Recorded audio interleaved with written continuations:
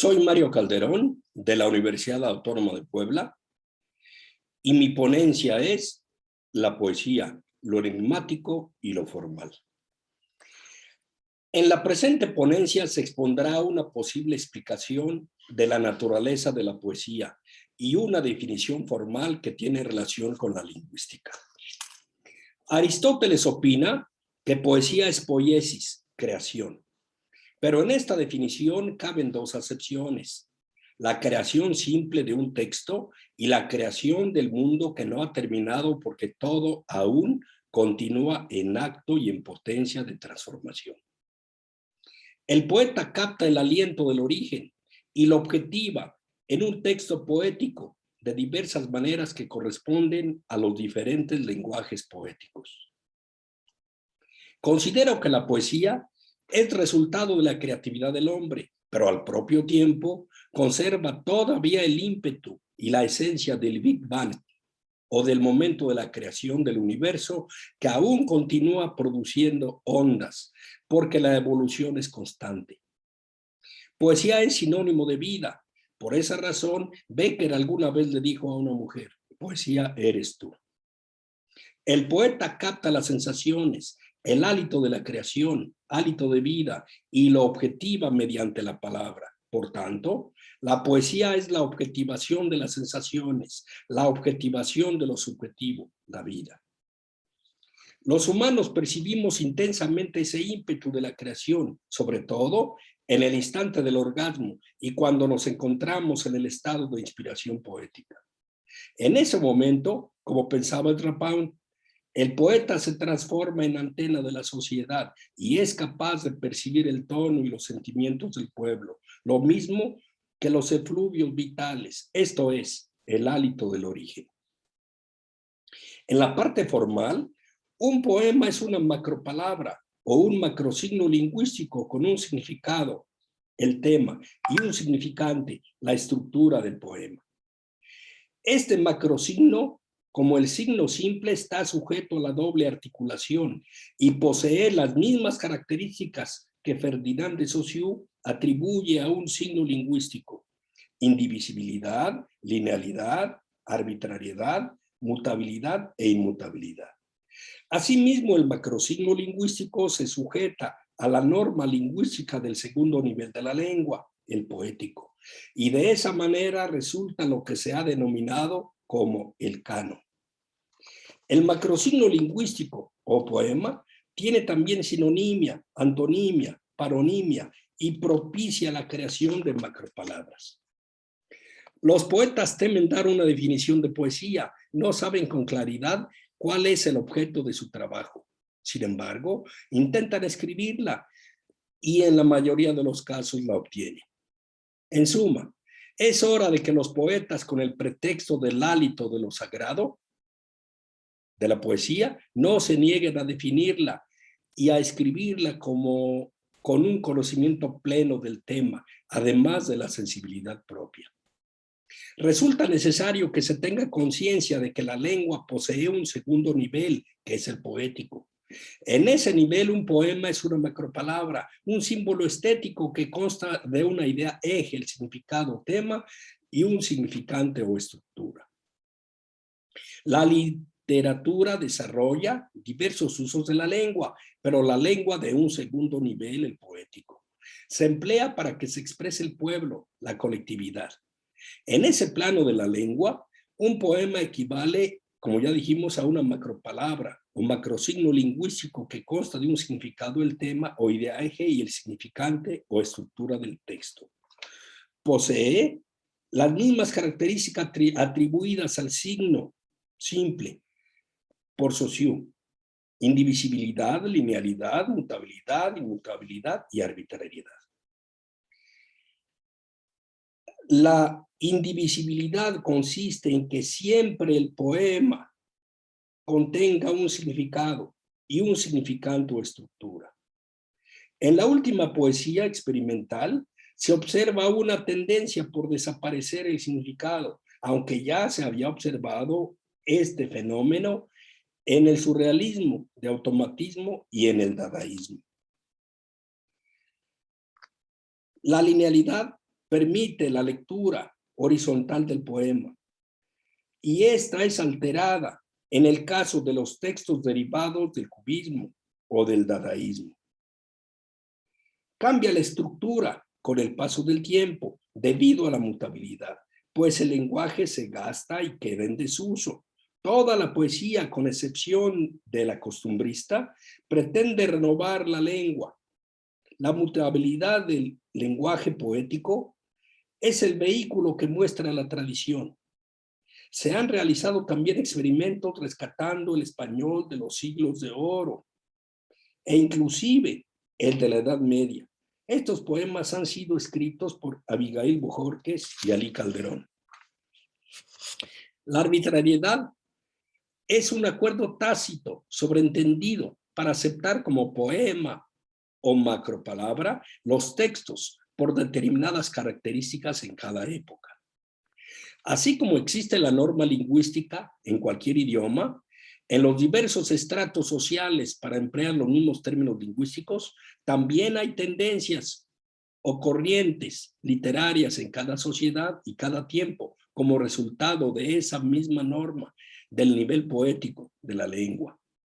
Como producto de esta norma del nivel poético surge la poesía popular, igual que aparece la poesía culta. El lenguaje poético, igual que el del primer nivel, se estructura con doble articulación. La primera une poemas o macropalabras para crear unidades en los poemarios. Esta articulación es muy apreciada en los concursos o premios de poesía. La segunda articulación consiste en la unión de los sonidos para formar cada poema. Permite el trabajo de la sonoridad, la oscuridad o la luz al emplear vocales abiertas o cerradas, según el triángulo de Ullmann. Asimismo, permite crear textos con lenguaje delicado y fino, como en los siguientes versos de José Asunción Silva. Y tu sombra esbelta y ágil, fina y lánguida. O entre la blancura nívea de las mortuorias sábanas. Un ejemplo de lenguaje delicado o exquisito en la poesía contemporánea es el siguiente fragmento de poema de Efraín Bartolomé. La leve línea azul de la colina, ala del cielo añila viendo el agua.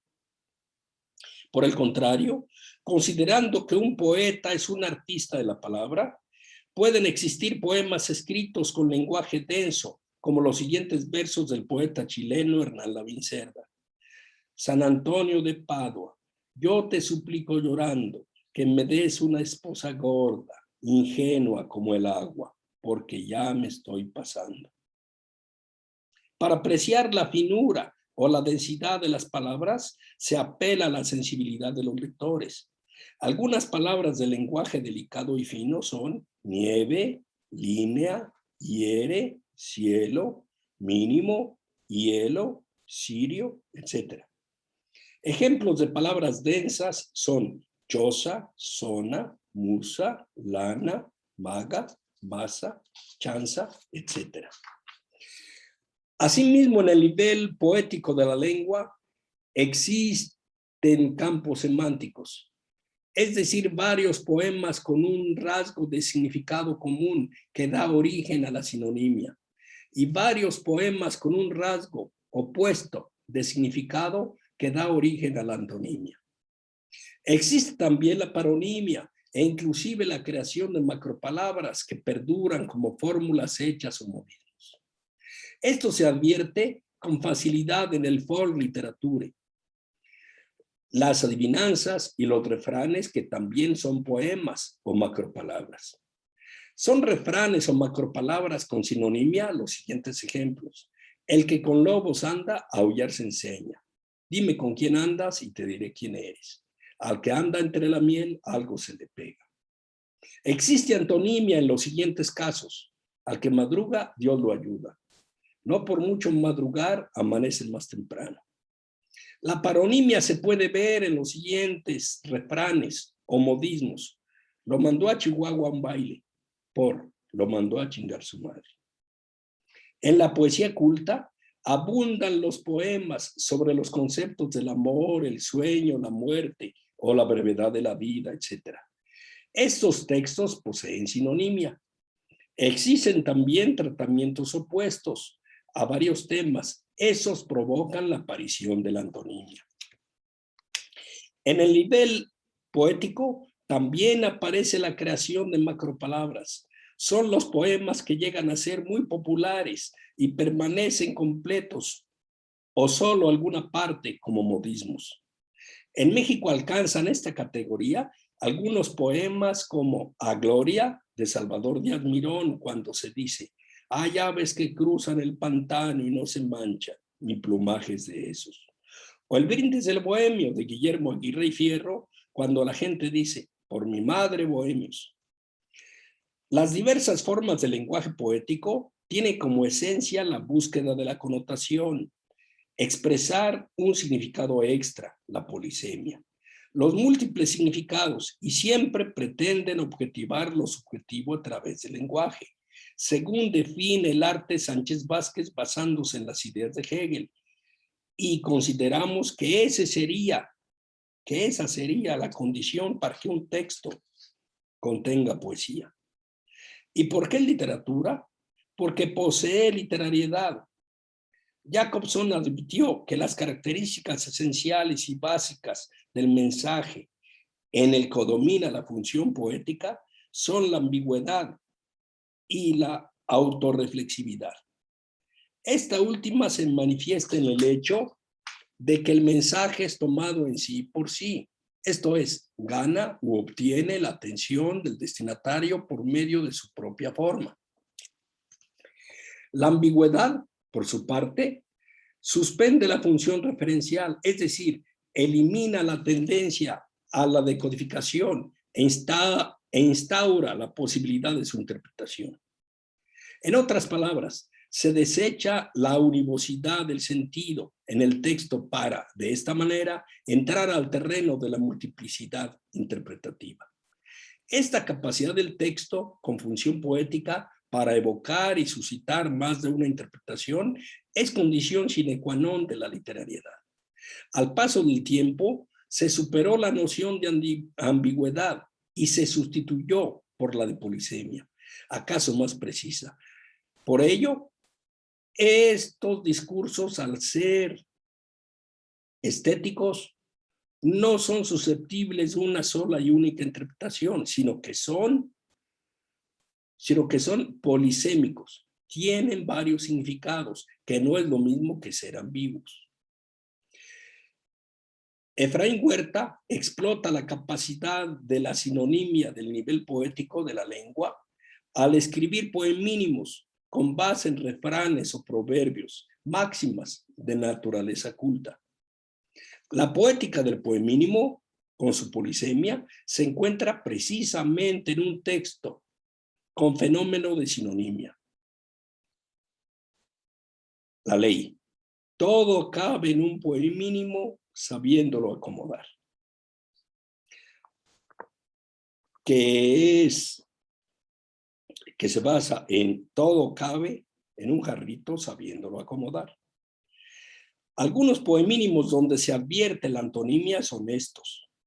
60º mandamiento. No desdeñarás la mujer de tu prójimo. Se trata, por supuesto, de un antónimo del 8º mandamiento, ya proverbio. Julio Torre escribió: las mujeres asnas son la perdición de los hombres inteligentes. Y Efraín Huerta dice, Antitorri, las mujeres asnas son la salvación de los hombres inteligentes. Crea un proverbio culto antónimo, por supuesto. En estos refranes se pasó de la poesía popular a la poesía culta de autor. La mayor cantidad de poemínimos pertenecientes al refrainero son poemas o macropalabras que pertenecen al fenómeno de la paronimia, porque hacen surgir lo literario, es decir, la ironía y la connotación o polisemia principalmente, alterando el refrán original con alguna palabra que tenga un sonido semejante y que dé otro sentido, como en los siguientes poemínimos. Candoroso testamento. Ahora me cumplen o me dejan como estatua. La paronimia se halla en la similitud de sonido entre estaba y estatua, pues el refrán primero es, ahora me cumplen o me dejan como estaba. Algunas formas del lenguaje poético donde se objetiva lo subjetivo son las siguientes. Se crea lo poético a través de imágenes indirectas o metáforas, como en el poema Gorrión de José Emilio Pacheco, quien fue merecedor del Premio Nacional de Poesía en 1969. Baja las soledades del jardín y de pronto lo espanta tu mirada. Alza su vuelo sin fin, alza su libertad amenazada. En este poema se hace concreto el sustantivo abstracto libertad. De esta manera se obtuvo lo poético. O los siguientes fragmentos del poema Besos de Tomás Segovia. Besaré tus pechos, globos de ternura. Besaré sobre todo tus pechos, más tibios que en la convalecencia, y que pesan en el hueco de la mano como la evidencia en la mente del sabio. En este caso, la poesía resultó de hacer concreto el sustantivo evidencia de la mente del sabio, al compararla con pechos reales de mujer. Puede connotarse música y ritmo a través de los acentos y la métrica. Un ejemplo es la siguiente estrofa del poema A Gloria de Salvador Díaz Mirón. Erguido bajo el golpe en la porfía, me siento superior a la victoria. Tengo fe en mí, la adversidad podría quitarme el triunfo, pero no la gloria. Los dos primeros versos se acentúan en la 2, la 6 y la 10. Los últimos en la 4 y la 10.